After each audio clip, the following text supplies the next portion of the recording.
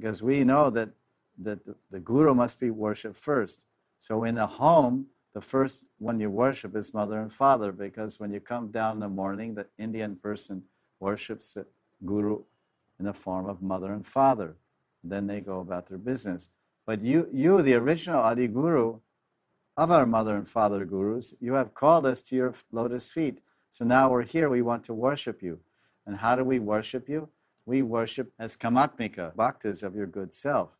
We're Kamanuga, we follow the Kama, the gopis. As Kamatmika bhaktas of you, then we've come to worship you. And the way we worship you is with our bodies. We offer you our bodies because that's how the devotees of Madhurya Ras worship Krishna.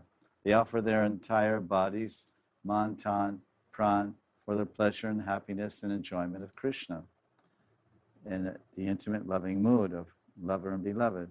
So we've come to worship the Guru, and you're the Guru, so please accept our worship. Dance with us, kiss us, embrace us, and enjoy us as you want and wish, because that's why you called us. So the Guru says, oh, please, everyone come. It's Guru Purnima. So he's calling everyone, and they will come, and they will worship the Guru. Right? So Krishna's called his disciples, the devotees. I mean, yes, the devotees, but the greatest devotees, the gopis. So we want to worship you. So the Guru should be worshipped first and foremost, because without worshiping Guru, how can they properly perform their other religious duties or even know about them? So as we worship the mother and father in the household, then we go about our duties. Now, if we are devotees and we have a Thakurji, even then, the puja manuals and the vidis about worshipping Thakurji is first you have to worship the Guru. So when you're conducting your material affairs and you're following your Sri Dharma and Kula Dharma, first you have to worship the immediate Guru of your existence, which is your mother and father. Then you begin your day's chores in your ashram and your varna chores. But when you're a devotee and you're going to begin your daily activities of Paramarthik Seva and Bhagavan Seva, Hari Guru Vaishnava Seva, then also you have to begin your day by worshiping the Guru. So first you do the Guru Puja and worship of Guru externally, and something small, maybe flower to a picture or whatever. And then internally you meditate on Guru. Then taking the blessings of mother and father, then you go out for your day and do your karma and do your dharma.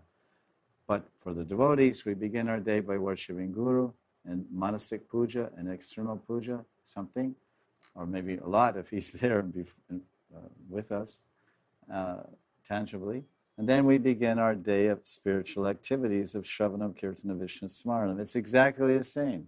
Atma Dharma, Alokik Dharma, and Alokik Dharma. Guru is there, follower is there, duties are there, principles are there. So always worshiping the senior first. So this is what the gopis are establishing so cleverly to show everyone. Yes, mother and father are Guru, but the ultimate Guru is Krishna. So you're standing in the presence of mother and father, they're Gurus. Or you're standing in the presence of your husband, he's a Guru. But yet the supreme Param Guru, Adi Guru, Jagat Guru, is calling you for seva. And you have to say, excuse me, Dandavat Pranam, but the Adi Guru is calling me, so I better go please them. Otherwise I will have no adhikar or any blessings to properly please you.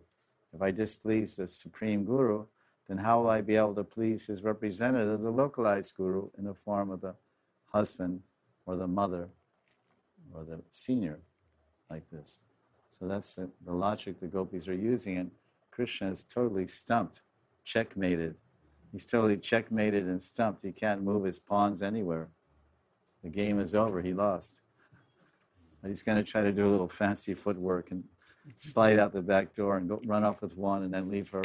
And finally they catch up with him. So it's a game of hide and seek.